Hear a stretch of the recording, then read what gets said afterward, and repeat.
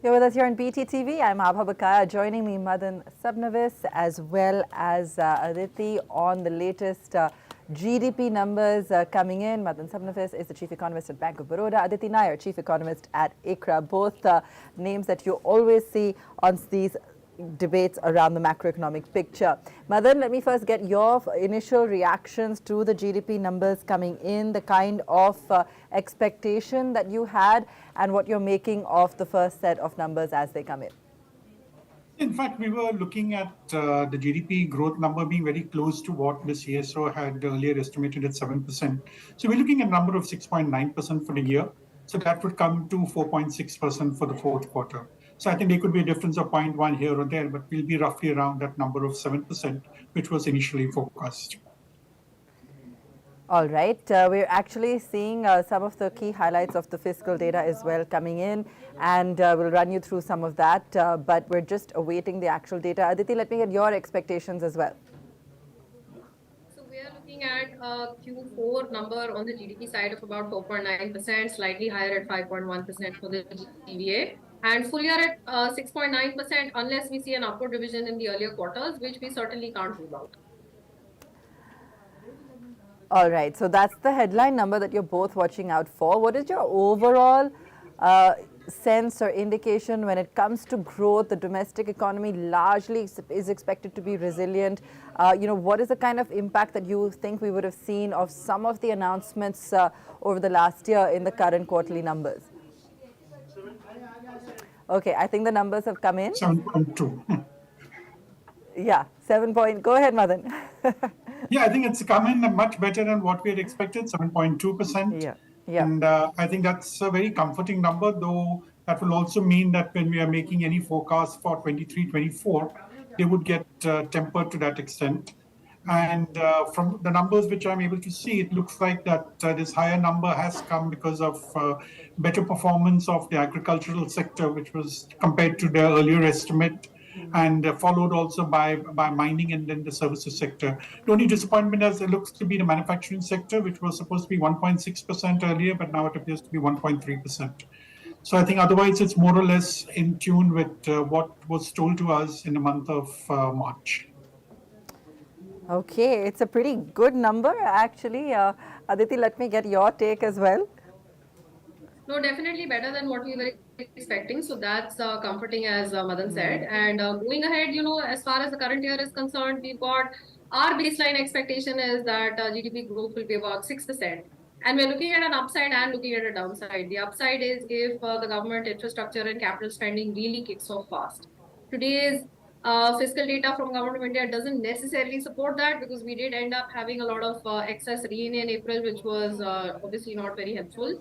But we're looking at an upside of 50 basis points from a quicker kickoff of the capex program, and we're looking at a downside of about 50 basis points if the monsoon does turn out to be subpar and the El Nino has a more intense impact than what perhaps we may be building in at this point in time. Okay, so I mean, what does this really say about the domestic economy? Because if this is just kind of the beginning, as you said, slight blips that we might keep in mind as we head into monsoon, but overall, with the domestic consumption story, the agri story, services sector, and the kind of momentum we're seeing there, what is the kind of year-end growth we could look at, Madan?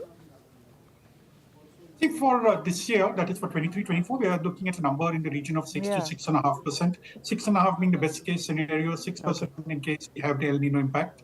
But I think this number of 7.2% is also as perplexing as what the Indian economy normally is. Okay.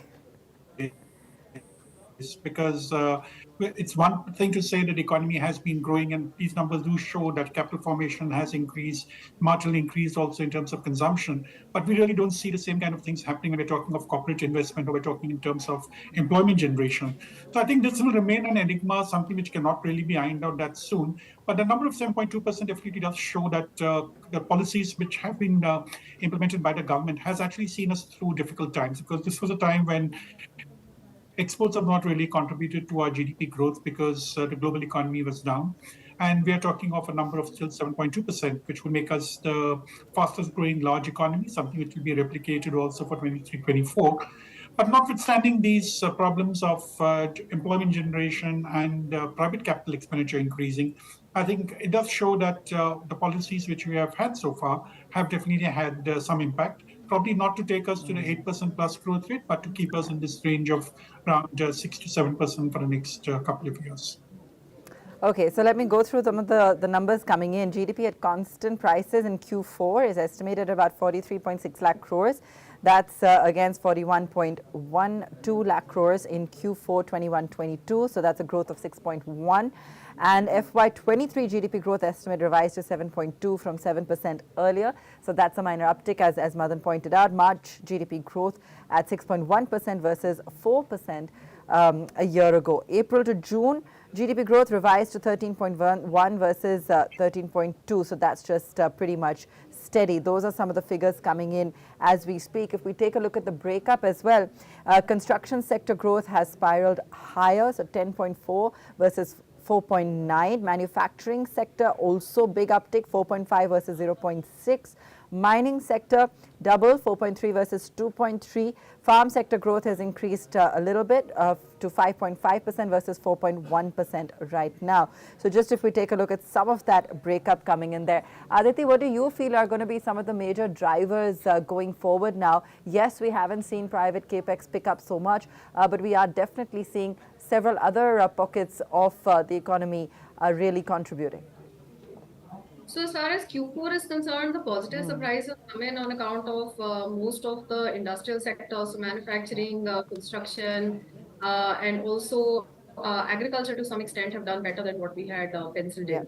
And this is really what has led to the overall number coming in at 7.2% instead of the 7% that the NSO had indicated in the second advanced estimates. Now, going ahead, I do believe that we're in for another year of uneven growth. Whether we look at the sectoral side, I do think that services sector will continue to outpace industry and agriculture. Of course, we need to see what kind of a monsoon we finally end up with, and whether things like the healthy reservoir levels can actually mitigate any negative impact of a slight delay in the monsoon onset, or specifically in terms of an El Nino in the second half of the year of the monsoon season. But with the on the expenditure side again, I do think that private consumption on the whole is likely to remain healthy, but it's likely to still be quite uneven next year as well. And government capex, we're hoping will do a lot of the heavy lifting and encourage a faster pickup in the private capex cycle as well. We're not expecting exports to do too well in the global scenario, but that's likely to be one of the big headwinds going ahead. All right. We also, of course, have been seeing some green shoots in terms of capital flows coming back as well. So some kind of investment picking up there. Madan, are you seeing any silver lining on that front? Are you still concerned about the overall global picture and whether or not we'll be relatively insulated there? The thing is that India is basically a domestic-oriented economy. So to that extent, in case there is a significant slowdown in the global economy, we are talking today of a recession in countries like Germany and UK. So we are seeing negative growth rates. That's not really something which is going to impact us, because we're not that dependent on exports, unlike some of the Southeast Asian economies. However, but any kind of a slowdown in the Western economies also would mean that it will affect the flow of capital. And we've already seen last year that the FDI numbers have come in lower than what we were. We normally took 80 billion for granted, and this time we did not get that $80 billion. One is, of course, the moment you have quantitative tightening, there's a smaller set of funds which are available for investment in emerging markets.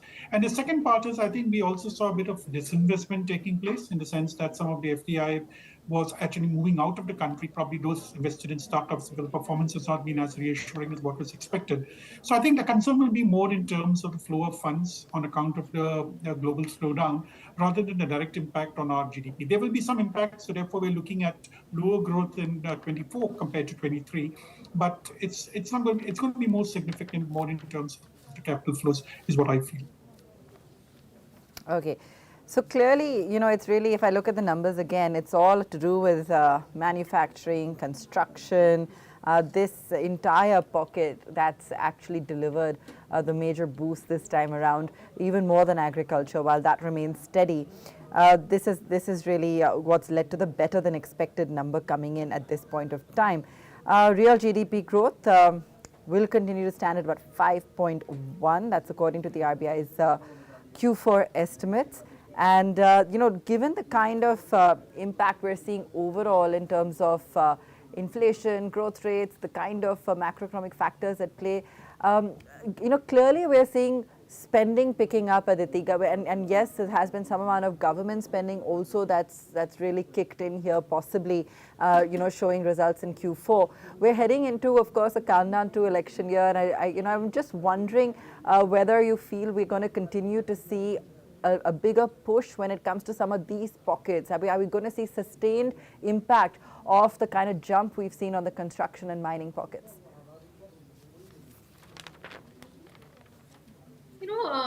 Certainly, I mean, when we look at the number of government projects where 80% of the total spend had already been completed by end of March, and looking like, we're heading into an election year, I certainly think there'll be a big push to actually complete those projects, and that should be quite positive for the momentum going ahead. And added to that, both the central government and the state governments have put a lot of money on the table for capex. So, how quickly does that take off? I mean, how efficient is the execution in terms of being able to take care of the outlays? That's really what we're waiting to see. Okay, are there any other measures that both of you would like to see at this juncture in order to boost growth? Madan, you highlighted concerns such as employment, and that those continue to be at the forefront. What more would you like to see? Because while, we've seen the priority be when it comes to taming inflation, with some of the global factors receding, global concerns receding, it seems that the attention may now shift to growth, or will the government continue to be a little constrained? I think that something like employment is generated as economies progress. I don't think there's anything much which can be done. I think the government has given employment letters to several people. So I think that's a more direct way of creating jobs. But I think what we really need to see is the manufacturing sector revive, because we need to see more productive jobs coming through. Today, if you look at employment, where exactly are we generating it? We're generating in the construction sector. That would be the blue-collar laborers. We're doing it a lot in terms of services when it comes to delivery boys, e-commerce, these kind of areas. But I don't think they really give you the kind of sustainable income, something which can keep the consumption clock ticking. And that's really required in case we want private sector investment to come in. So even today, while we talk a lot in terms of the government spending a lot, see, the government is spending maybe, say, 10 lakh crores of capex. We're talking of overall capital formation in a region of around 95 to 100 lakh crores. It's just about 10% of the overall capital formation. We need the private sector to revive, and that's going to take some time. So I think all these three are linked. We need higher employment, more income, more consumption, better capacity utilization, and higher investment. So to my mind, I think we may have to wait for a couple of years before it happens. I think the government has done the right thing in terms of providing the policy environment. But I think the initiative has to be taken by industry, and they will take it only when there is money to be made. And right now, when we don't see that kind of demand, in fact, I feel that this particular year, the current year, will not be seeing the pent-up demand phenomenon, which actually helped to boost demand for both the goods and services, even though inflation was high. I think it's going to be a major pushback this time. Cumulative inflation of around 20% in the last 3 years will be a dampener for future accelerated consumption. So while things will be stable, but I don't expect things to accelerate at this point of time. Okay, fair point. Aditi, let me get your view in as well in terms of what Madan just brought up on consumption, demand, and really things not necessarily accelerating. I think you kind of indicated that as well, but let me get you to weigh in here too.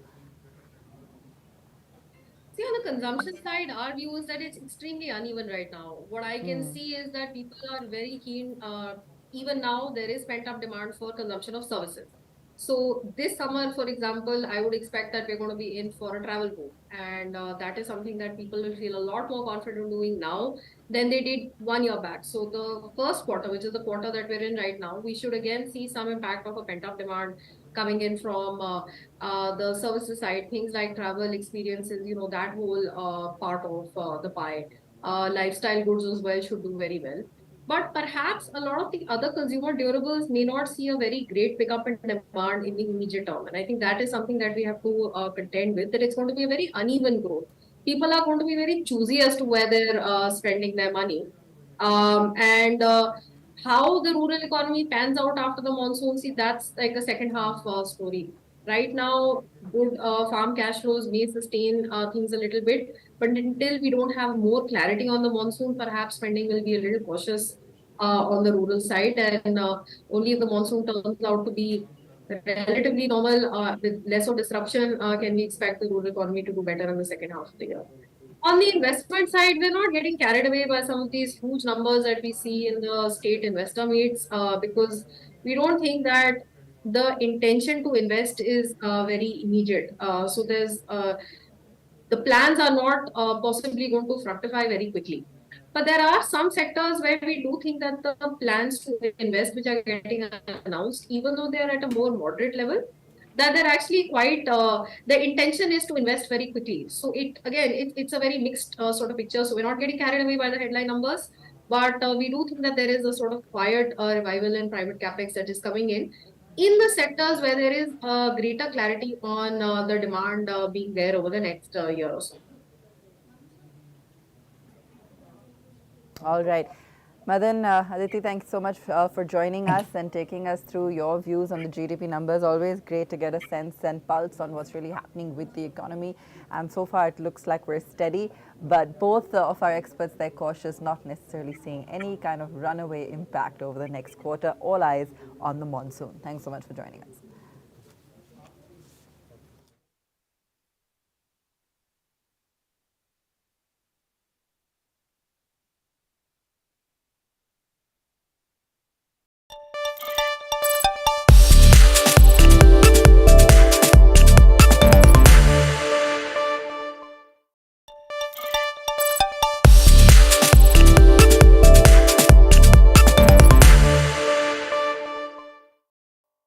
Hello and welcome.